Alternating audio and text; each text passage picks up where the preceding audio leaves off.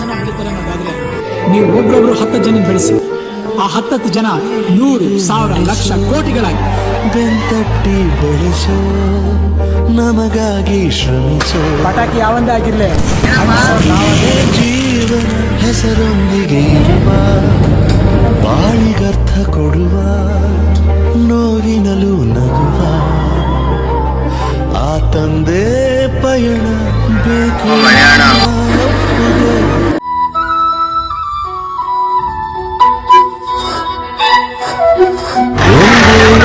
ಒಂದು ಅಪ್ಪುಗೆ, ಅಪ್ಪ ನನ್ನ ಪಾಲಿಗೆ.